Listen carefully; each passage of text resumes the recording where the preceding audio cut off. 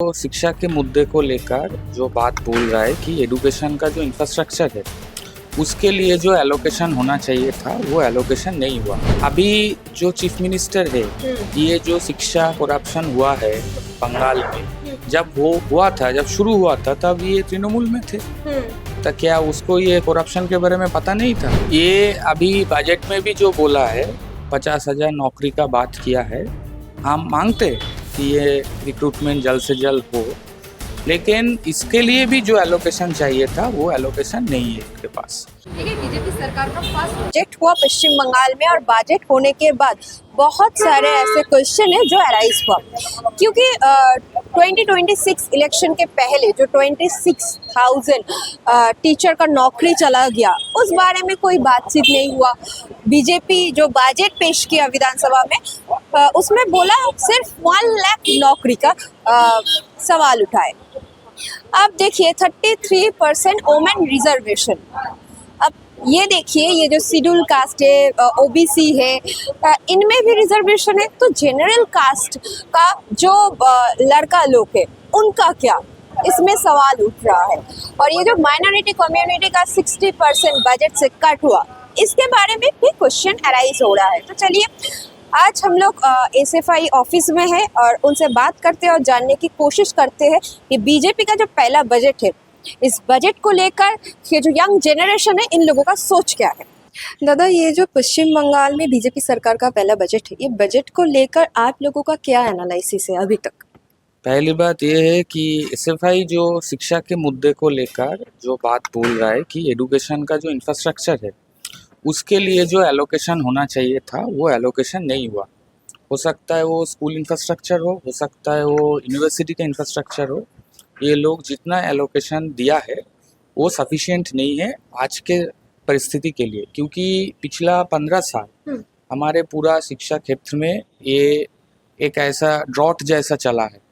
और ये मामले में हमको पता है ये कि 8,000 स्कूल जो है बंगाल में वो बंद होने वाला है, वो बंद हो सकता है। तो ये सिचुएशन में आपका एलोकेशन और भी ज़्यादा होना चाहिए था, जो नहीं किया। और उसके साथ साथ जो बातें फॉरेन यूनिवर्सिटी लाने का किया, जो 50,000 रुपया एक लड़की जब वो अंडर ग्रेजुएट कोर्स में एडमिट होगा वो देने का जो बात बोला, ये सब प्रोजेक्ट में जो एलोकेशन है वो होना चाहिए था 100 रुपया, वो किया 40 रुपीज़, किया 50 रुपीज़। ये मेन बात है। और दादा, और ये जो नौकरी का सवाल है, मतलब बीजेपी सरकार बोला था ये जो 26,000 टीचर का नौकरी चला गया, तो जब आएगा सत्ता पर तब इसका कुछ होगा, पर सत्ता पर आने के बाद कोई बातचीत ही नहीं हो रहा है इसके बारे में। ये अभी बजट में भी जो बोला है 50,000 नौकरी का बात किया है। हम मांगते कि ये रिक्रूटमेंट जल्द से जल्द हो, लेकिन इसके लिए भी जो एलोकेशन चाहिए था वो एलोकेशन नहीं है इनके पास। और अभी जो चीफ मिनिस्टर है, ये जो शिक्षा करप्शन हुआ है बंगाल में, जब वो हुआ था, जब शुरू हुआ था तब ये तृणमूल में थे। तो क्या उसको ये करप्शन के बारे में पता नहीं था? क्या वो ये करप्शन का हिस्सा नहीं था? मेदिनीपुर में जितना भी टीचर पैसा देके नौकरी मिला है, पुरुलिया में, बांकुरा में, झारग्राम में जितने भी लोगों को पैसा देके नौकरी मिला है, वो पैसा किसके पास गया था? अभी जो चीफ मिनिस्टर है उस टाइम मेदिनीपुर का तृणमूल का लीडर था। बांकुड़ा का, झारग्राम का, पुरुलिया का पूरा कंट्रोल उसके हाथ पे था। तो उस टाइम ये भी करप्शन के साथ पूरा अटैच्ड था वो पहले से ही। तो अभी हम मांगते हैं कि करप्शन फ्री रिक्रूटमेंट हो, हम मांगते हैं कि सफिशिएंट रिक्रूटमेंट हो। बजट में बोला है, देखते हैं आगे क्या होता है।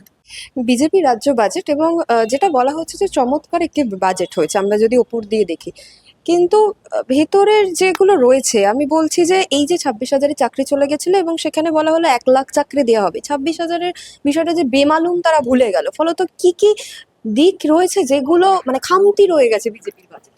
দেখুন, বিজেপির বাজেটটা অনেকেই পড়ে বলছেন যে খুব ভালো বাজেট হয়েছে। যারা একটু তলিয়ে ভালো করে পড়েছে তারা বুঝতে পারবে যে গোটা বাজেটটাই আসলে অনেকগুলো গল্পে ঠাসা। সুপারফিশিয়ালি মনে হবে অনেকগুলো ভালো ভালো কথা বলছে, কিন্তু ফাটকাবাজি, একেবারে চটকের বাজেট হয়েছে। ভিতরে যদি আমরা একেবারে বস্তুনিষ্ঠভাবে ওখানে আমরা একটু খুঁটিয়ে দেখি তাহলে অনেক খামতি আছে। যদি দেখেন ওখানে, আমি শিক্ষা সংক্রান্ত যদি দু চারটে কথা বলি, যে পরিমাণ টাকা উচ্চশিক্ষার ক্ষেত্রে বরাদ্দ করা হয়েছে সেই পরিমাণ টাকা মুদ্রাস্ফীতির সাথে যদি আপনারা সামঞ্জস্য রেখে দেখেন তাহলে বিগত বর্ষের তুলনায়, বিগত অর্থবর্ষের তুলনায় এই অর্থবর্ষে হয়তো নামমাত্র কয়েক কোটি টাকা বাড়ানো হয়েছে বরাদ্দে, কিন্তু সেটা সামঞ্জস্যপূর্ণ না, সেটা সাফিসিয়েন্ট না, পর্যাপ্ত না। একই সাথে বলে দেওয়া হলো কলকাতার স্কুলগুলোতে ইসকন সে মিড ডে মিলের দায়িত্ব নেবে। কলকাতার মূলত কর্পোরেশন স্কুলগুলোতে, কলকাতা কর্পোরেশনের 70% স্কুল গত 15 বছরের তৃণমূলী জামানায় বন্ধ হয়ে গেছে।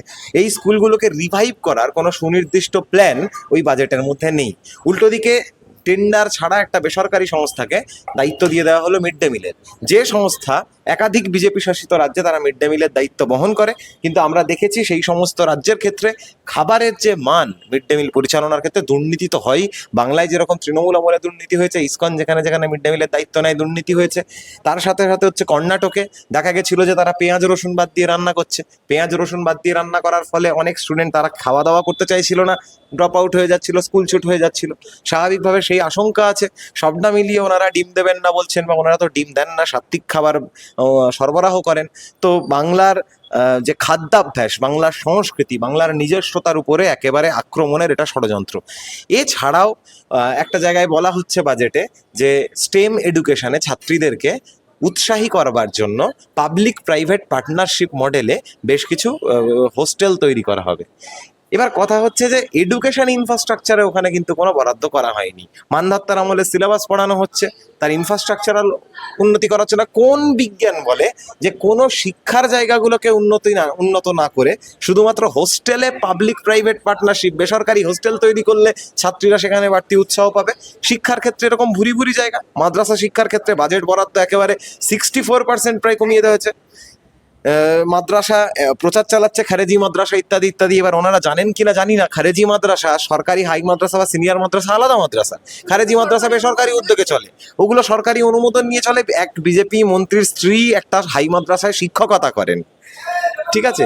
প্রচুর মানুষজন তারা হচ্ছে এই হাই মাদ্রাসা বা সিনিয়র মাদ্রাসাগুলোতে হচ্ছে চাকরি বাকরি করেন ইত্যাদি।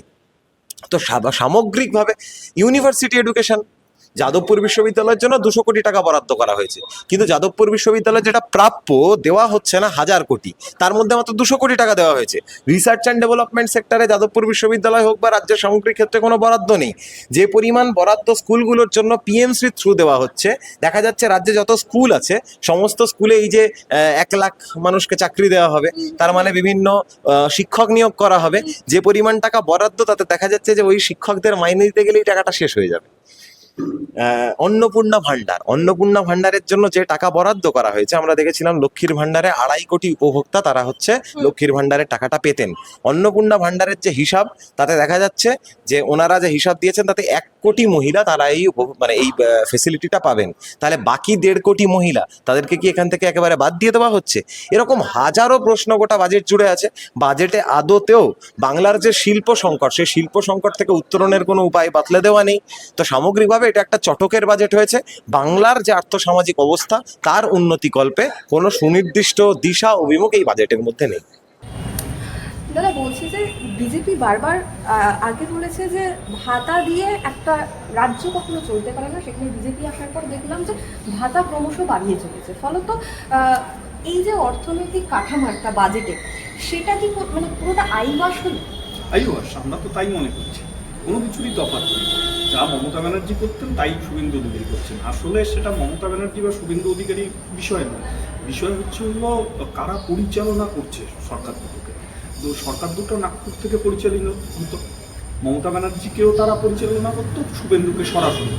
তো স্বাভাবিকভাবেই যা হওয়ার তাই হচ্ছে। মমতা ব্যানার্জি একটা দিত, এসে একটা চমক দেখানোর জন্য আর একটু বাড়িয়ে দিল, কিন্তু যে প্রতিশ্রুতিগুলো দিয়ে বাংলার মানুষের কাছে ভুল বুঝিয়ে বাংলার রায় নিয়ে মানুষ আস্তে আস্তে বুঝতে পারছে। স্বাভাবিকভাবেই মানুষ যত তাড়াতাড়ি বুঝবে, মানুষ সংগঠিত হবে, মানুষের নিজেদের হক অধিকারের কথা সামনে উঠে আসবে, মানুষ রাস্তায় নামবে। আর ইতিমধ্যে আপনারা যা দেখেছেন পশ্চিমবাংলার 1.5 মাস হয়েছে সরকারের, তাতেই মানুষ অলরেডি রাস্তায় নেমে পড়েছে। পশ্চিমবাংলা মানুষ হিসেব বুঝে নেবে, তার জন্য যা যা করা দরকার সেক্ষেত্রে আমরা বামপন্থীরা মানুষের হয়ে লড়াইয়ের সামনের সারিতে থাকবো। এবং দাদা বাজেটে কোন ক্ষেত্রে আমার মনে মানে আপনি মনে করছেন যে সবচেয়ে বেশি গাফিলতি হয়েছে বিজেপি, যেটা খুব গুরুত্বপূর্ণ ছিল? মমতা ব্যানার্জি 15 বছরের সব থেকে যে জিনিসটা করেছে তা হচ্ছে শিক্ষার মেরুদণ্ডটা ভেঙেছে। পশ্চিমবাংলার মানুষ আশা দেখেছিল নতুন কোনো সরকার হলে শিক্ষার মেরুদণ্ডটা ঠিক করবে। কোথায় ঠিক হলো? যা তাই।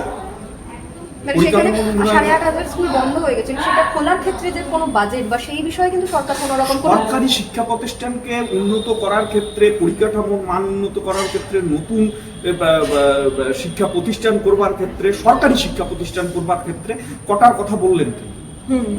নেই, বরাদ্দ নেই, বললেন না, হ্যাঁ। বললেন না।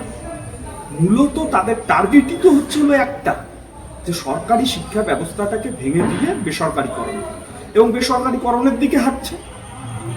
তার নজির কি করলেন উনি? কলকাতায় বসে উনি বলে দিলেন যে কলকাতা একটা জেলা, যার মিড ডে মিল বেসরকারি কাছে চলে যাবে। কোনো টেন্ডার নেই, কিছু নেই। মনে হলো যে আমার পছন্দের লোক ওখানে আছে, আমার নিজস্ব লোক আছে, তাদের হাতে তুলে দিল। তারপরে তো অনেক প্রশ্ন আছে, পুষ্টি ইত্যাদি সেগুলো আছে, কিন্তু এটা তো প্রথম ধাপ। আমরা বলছি উনি বেসরকারিকরণের দিকে যাবে। শুধু কি তাই? কলকাতায় এত মিড ডে মিল ওয়ার্কার, তারা কর্মহারা হলো। আর উনি বলেছেন কি, যে সরকারে আসলে যত অস্থায়ী কর্মী আছে তাদেরকে স্থায়ী করবে। তার নমুনা আজকে মিড ডে মিল ওয়ার্কাররা তো কর্মচ্যুত হারা হলো, তাদের পরিবার কি হবে? তারপরে এই মিড ডে মিলের খাবার যারা দেবে, তারা যে পুষ্টিগত মান খাবারের, সেই মান ধরে রাখতে পারবে কিনা, তা সাধারণ মানুষের মধ্যে প্রশ্ন উঠতে শুরু করেছে। এই আজকেই কলকাতায় ছাত্র ফেডারেশনের ডাকে প্রোগ্রাম আছে। আন্দোলনে বামপন্থী ছাড়া পশ্চিমবাংলার রাজনীতিতে বিকল্প কোনো কিছু হতে পারে না। বামপন্থীরাই একমাত্র পারে মানুষের হক অধিকার ছিনিয়ে নিয়ে আসতে, এবং সেটা আনবে।